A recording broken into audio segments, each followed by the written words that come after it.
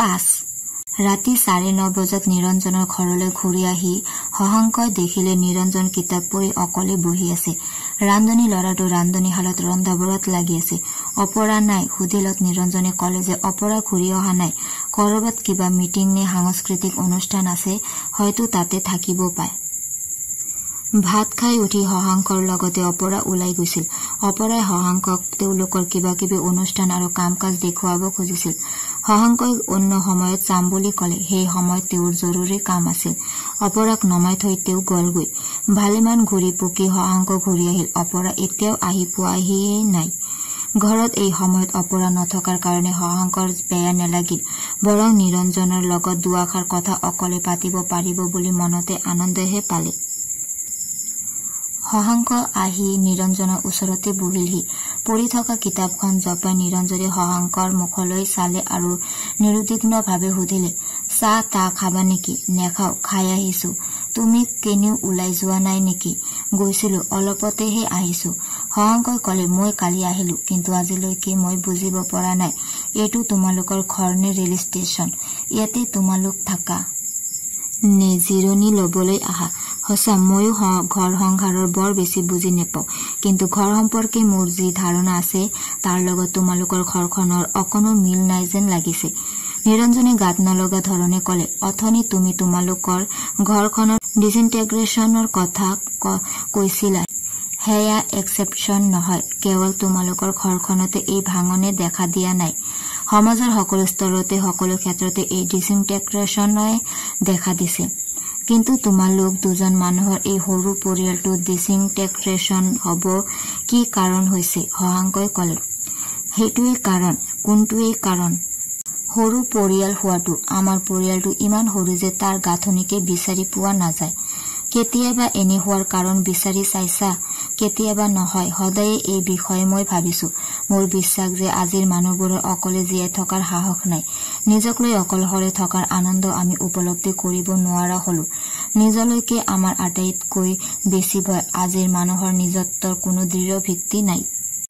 Generalise কৰাটো আমাৰ এটা দুৰ্বলতা। তোমাৰ জীৱনৰ সত্যটো আন এজনৰ জীৱনৰ সত্য নহবও পাৰে। শশাংকই কলে, তোমাৰ কথা আটাইখিনি মই এতিয়াও শুনা নাই, তথাপি মোৰ ধাৰণা হৈছে যে আজিৰ যুগৰ প্ৰভাৱৰ পৰা তুমি আৰু মই এজনো মুক্ত নহয়। আজিৰ যুগৰ প্ৰভাৱ মানে? নিৰঞ্জনে কলে, অস্বস্তি, অশান্তি, আনৰেষ্ট, ডিছকাউণ্টেড, চেঞ্চ অফ ডিচিলিউচনমেণ্ট এণ্ড ফ্ৰাষ্ট্ৰেশ্যন। এইবোৰ বৰ হেকনেট কথা। জীৱনলৈ ভয় কৰি জীয়াই থকাটো আজিৰ মানুহৰ প্ৰফেশ্যন। অকলে জীয়াই থাকিবলৈ ভয় কৰা কাৰণে তুমি বিজনেছ কৰিছা। মই এটা পলিটিকেল পাৰ্টিৰ অফিচত চাকৰি কৰিছো। অপৰাই ৰাজনীতি নে কিবা কৰি ফুৰিছে। অপৰাই যি কৰি ফুৰিছে তাত তোমাৰ সমৰ্থন নাই নেকি? শশাংকৰ প্ৰশ্নটোত নিৰঞ্জন কিছু সময় মনে মনে থাকিল।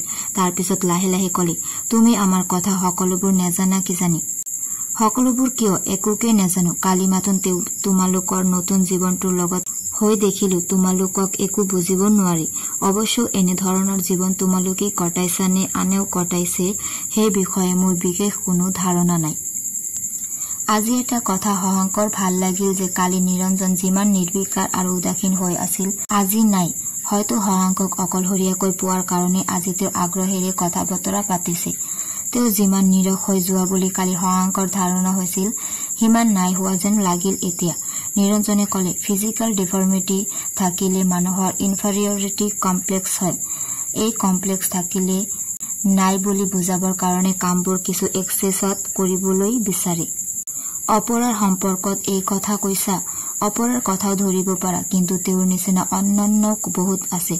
তোমাৰ নিজৰ কোনো কমপ্লেক্স নাই বুলি ভাবা নেকি? বহুত কথা সহজে বুজিব নোৱাৰো কাৰণে সকলো কথা বুজো বুলি ভবা এটা কমপ্লেক্স মোৰ আছে। আজিৰ মানুহ কিয় ইমান অসুখী জানা?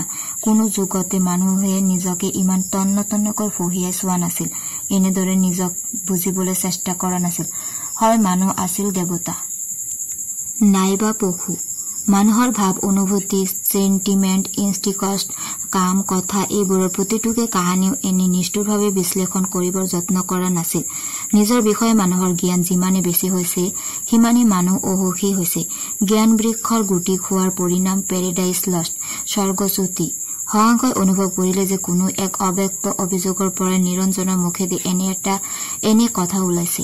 বহু সময়ত নিজক সমৰ্থন জনোৱাৰ মুক্তি মানুহে জীৱনক তত্ত্বৰ সহায়ত ব্যাখ্যা কৰিবৰ চেষ্টা কৰে। জীৱনক তত্ত্বই নিয়ন্ত্ৰণ কৰিছে বুলি ভাবি সান্তনা লভিবৰ চেষ্টা কৰে, কিন্তু তত্ত্ব কাহানিও জীৱনৰ সমান হ'ব নোৱাৰে।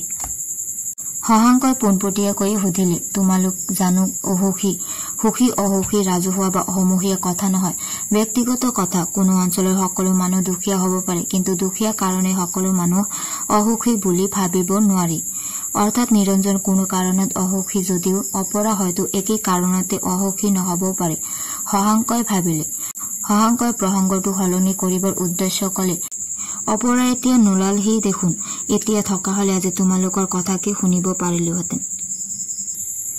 নিৰঞ্জনে এটা প্ৰশ্নৰ উত্তৰ দিয়াৰ ধৰণেই কলে, আমাৰ কথা তেনেই চমু। আমি দুটা সুকীয়া কমপ্লেক্সৰ ৰোগী। বিয়া হৈ যোৱাৰ 9-10 বছৰৰ পিছত সেই বিয়াৰ অৰ্থ তাৎপৰ্য বিচৰাটো হাস্যকৰ কথা। তথাপি মই ভাবো। বাক্যটো শেষ নকৰি নিৰঞ্জনে বাহিৰৰ ফালে চালে। এখন গাড়ী আহি তেওঁলোকৰ পদূলি মূৰত ৰলহি আৰু তাৰ পৰা অপৰা নামি আহিল আৰু লগে লগে গাড়ীখন গুচি গল। গহীনভাৱে কিন্তু প্ৰফুল্ল মনে অপৰা ভিতৰলৈ সোমাই আহিল। প্ৰথমে অপৰা নিজৰ শোৱা কোঠালৈ গল। ভেনিটি বেগটো থলে আৰু ব্লাউজটো নুখুলিলে যদিও মেখেলা আৰু চাদৰ সলাই এখন শাৰী পিন্ধি ললে। বাথৰুমৰ পৰা ওলাই আহোঁতে তেওঁ মুখখনত পাতলীয়াকৈ অলপ পাউডাৰ সানিলে, কিন্তু সামান্য আউলি বাউলি হোৱা চুলিখিনি ঠিক কৰিবৰ চেষ্টা নকৰিলে। হহাংকহঁতলৈ মাথোন চাই সহাৰ নিচিনা কৰি অপৰা ৰান্ধনীশাললৈ গল আৰু ল'ৰাটোৱে কি ৰন্ধা মেলা কৰিছে খবৰ ললে। অপৰাৰ এই ব্যস্ততাখিনি স্বাভাৱিক যেনহে লাগিল। সৰু সৰুকৈ কিবা দুই এটা নিৰ্দেশ দি অপৰা ৰান্ধনীশালৰ পৰা ওলাই আহিল আৰু হহাংকৰ কাষতে থিয় হৈ কলে, সোনকালে কোনোমতে ঘূৰিব নোৱাৰিলো, আপুনি অথনিয়ে আহিল নহয়? কিছু দেৰি হল, হহাংকই কলে। আপোনাৰ কাম হল? নিৰঞ্জনে হহাংকৰ মুখলৈ চালে। বহাচোন, কথাটো তোমালোকৰ লগতো পৰামৰ্শ কৰো বুলি ভাবিছো। অপৰাই কলে, ভাত পানী হৈছেই, খাই বৈ আমি কথা বতৰা পাতিম, কি কয়? হহাংকই কলে, আজিৰ কাৰণে আৰু 3টা কামেই বাকী আছে। ইতিমধ্যে নিৰঞ্জন কিছু অন্যমনস্ক হৈ পৰিল। অপৰাই কৌতূহলেৰে হহাংকৰ ফালে চালে। হহাংকই কলে, খোৱা, কথা পতা আৰু শোৱা, এতিয়া আৰু অন্য কিবা কাম আছে জানো? তেনেহলে ভাত বাৰক। হহাংকই কলে, যদি সেইটোৱেই প্ৰথমে হোৱা দৰকাৰ।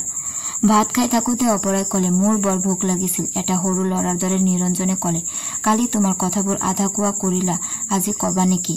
হাঁহি হহাংকই কলে, আজিয়ে সকলো কৈ পেলালে কাইলৈ কি কথা পাতিম? মই যে ইয়াত কেইবাদিনো থাকিব লাগিব, গম পাইছাই নহয়? সঁচা, আনন্দ মিহলি মাতেৰে অপৰাই কলে। নিৰঞ্জনে কলে, এইফালে বিজনেছৰ ভাল সুবিধা আছে নহয়? নিৰঞ্জনৰ মুখত বিজনেছৰ কথা শুনি হহাংকই আমোদ পালে। উৎসাহিতভাৱে হহাংকই কলে, লাখ টকাৰ কাৰবাৰ পৰি আছে, হাত দিলেই হয়।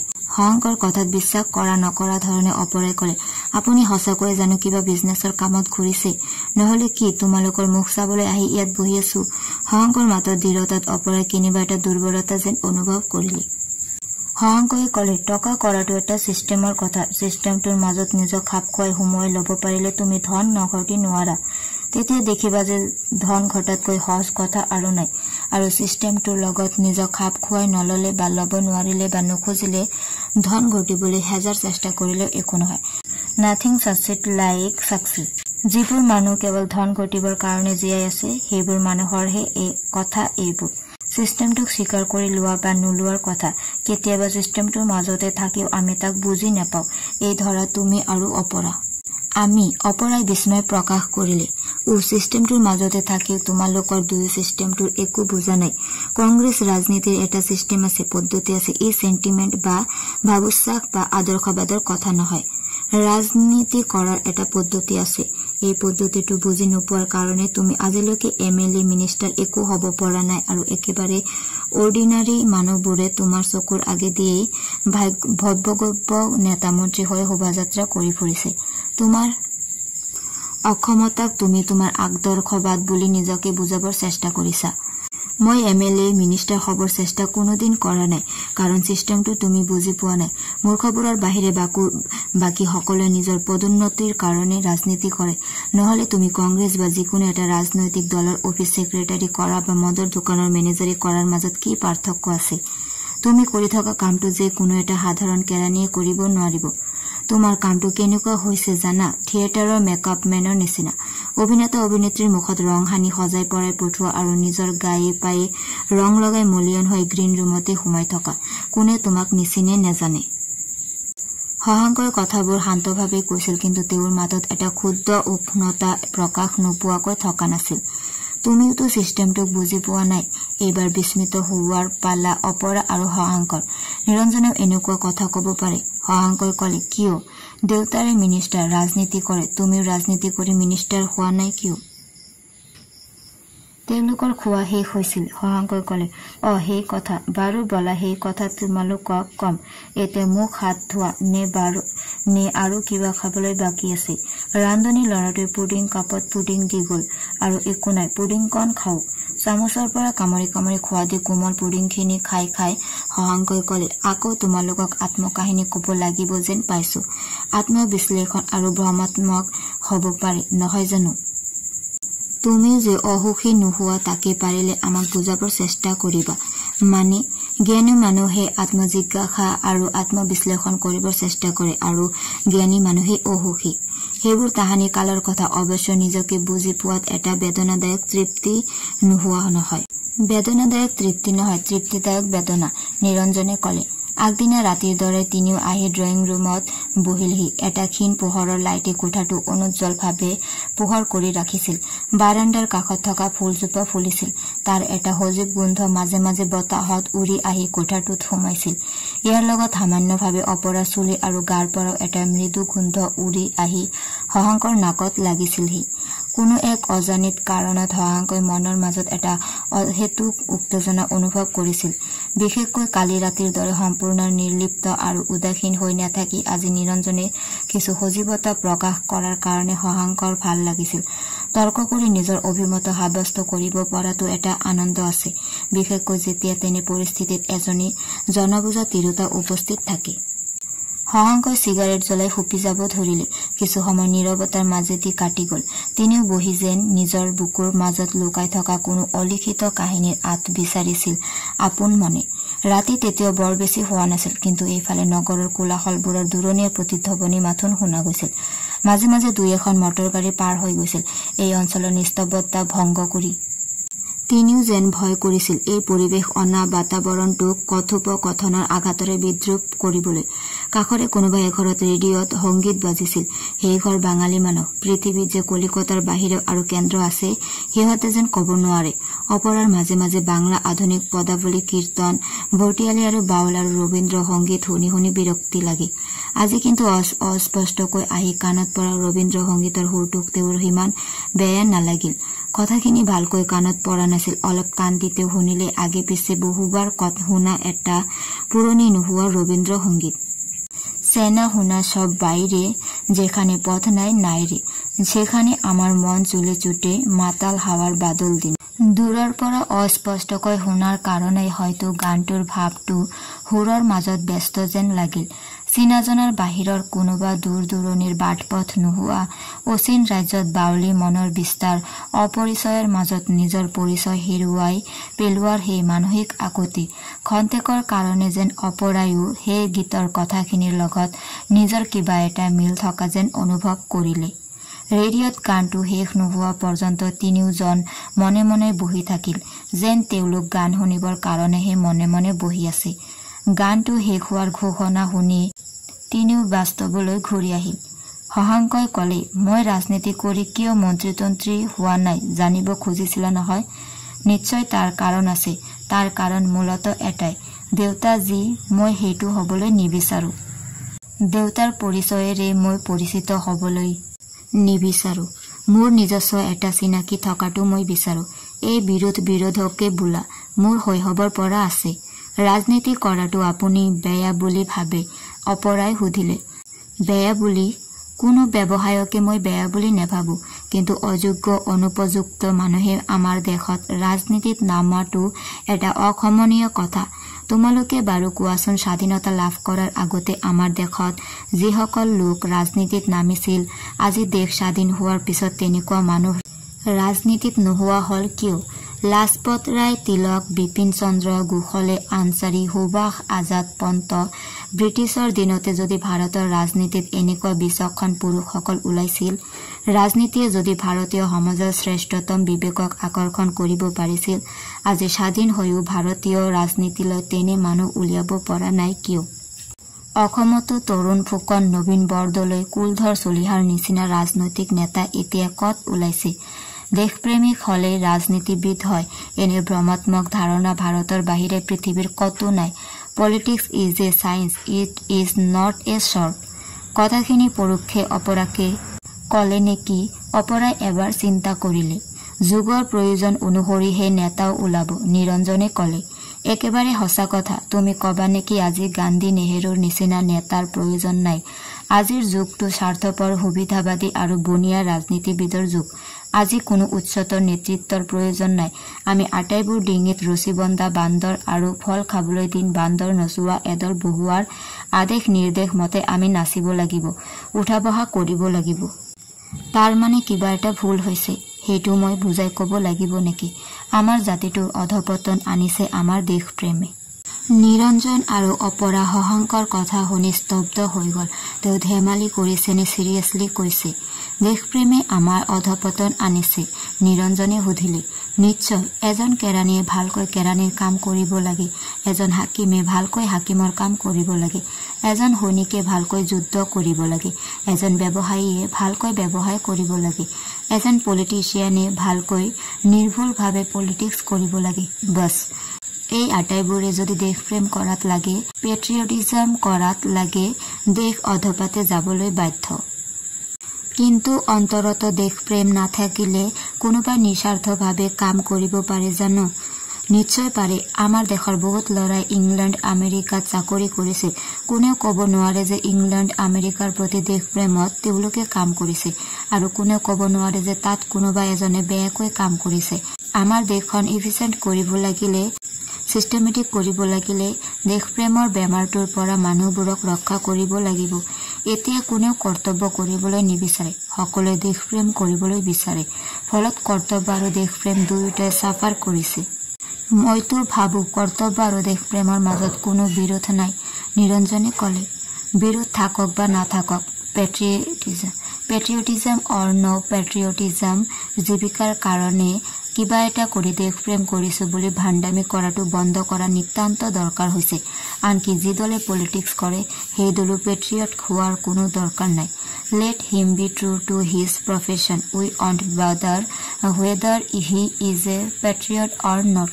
অপৰাই অনুভৱ কৰিলে যে এনেধৰণৰ আলোচনাই আজিৰ এই অনুকূল সন্ধিয়াটোক আকাৰণতে অন্যমুখী কৰি তুলিছে। হয়তো কিবা কাৰণত শশাংকৰ, অপৰা আৰু নিৰঞ্জন দুয়োৰে ওপৰত খং উঠিছে। হয়তো দুয়ো অসফল ৰাজনীতিত লাগি থকাৰ কাৰণে। শশাংকৰ কথাৰ প্ৰতিবাদ কৰাৰ সুৰত নহয়, কিন্তু শশাংকৰ কথা যে সম্পূৰ্ণ মানি লোৱা নাই এনেধৰণে নিৰঞ্জনে কলে। দেশপ্ৰেমক প্ৰফেশ্যন কৰাটো ময়ো সমৰ্থন নকৰো, কিন্তু ধৰ্মৰ নিচিনাই দেশপ্ৰেম এক প্ৰকাৰ সহজাত বস্তু। পৃথিৱীৰ বুৰঞ্জীত দেশপ্ৰেমৰ কাৰণে মানুহে কৰা ত্যাগৰ কাহিনীবোৰ কোনো অগৌৰৱৰ কাহিনী নহয়। কিন্তু বৰ্তমান আমাৰ দেশত যদি কিবা বস্তুৰ ৰাজহুৱা অপমান কৰা হৈছে, তেন্তে দেশপ্ৰেমৰ শশাংকই ভাষণত নিশ্চয়তা দি কলে। অপৰাই হাঁহি কলে, আপুনি জানো দেশখনক ভাল পায় কাৰণে এইবোৰ কথা কোৱা নাই? বাদ দিয়ক এইবোৰ কথা, আপোনাৰ নিজৰ কথা কওঁ। কালিয়ে আধা কোৱাকৈ এৰিলে। মই দেশখনক ভাল পাব পাৰো, কিন্তু সেইটো মোৰ প্ৰফেশ্যন নহয়। প্ৰফেশ্যনেল পেট্ৰিয়টিজমক মই সৰ্বান্তকৰণে ঘৃণা কৰো। এনে সময়তে এখন গাড়ী আহি অপৰাহতৰ পদূলি মূৰত ৰলহি। হৰ্ণ শুনি নিৰঞ্জন আগফালৰ বাৰাণ্ডালৈ ওলাই গল। শশাংকই কলে, নিৰঞ্জন এতিয়া আকৌ কৰবালৈ যাব নেকি? কব নোৱাৰো, কেতিয়াবা বিশেষ কামত যাবলগীয়া হয়। অপৰাই নকলে যে কোনোবা মিনিষ্টাৰ বা কংগ্ৰেছৰ বৰমূৰীয়া আহিলে নিৰঞ্জনে ৰাতি দিন একাকাৰ কৰি কাম কৰিব লাগে। কলে হয়তো শশাংক আৰু বিৰক্ত হব। কিন্তু অপৰাই নকলেও নিৰঞ্জনে আহি কলে, মই অকণমান অফিচৰ পৰা আহিবলগীয়া হল, এতিয়া অফিচলৈ যাবা? বানপানীত ক্ষতিগ্ৰস্ত হোৱা ৰাইজৰ এখন লিষ্ট কৰা হৈছিল। ৰেভিনিউ মিনিষ্টাৰ আহিছে, লিষ্টখন বিচাৰিছে। ডিচিয়ে লিষ্ট কৰা নাই, আমিও এখন কৰিছো, নিৰঞ্জনে কলে। তাৰ পিছত ব্যস্ততা প্ৰকাশ নকৰি কলে, তোমালোকে কথা পাতা দেই শশাংক, ৰাতি বৰ বেছি হল নেকি বাৰু? ঘূৰোতে মোৰ যদি অলপ পলম হয় তোমালোক শুবা হওক, মোৰ কাৰণে বাট চাব নেলাগে। অপৰাই একো নকলে। গাড়ীৰ ড্ৰাইভাৰ অপৰাৰ চিনাকি। অপৰাই ড্ৰাইভাৰক কলে, মিনিষ্টাৰ কেতিয়া পালেহি মহেন? এতিয়া অলপতে পাইছেহি। MLA শইকীয়াও লগতে আছে। মাজুলীৰ ফালে বানে ভঙা গাঁও চাবলৈ আহিছে। যাওঁ দেই বুলি সাধাৰণভাৱে কৈ নিৰঞ্জন ওলাই গল। শশাংক আৰু অপৰা বহি থাকিল।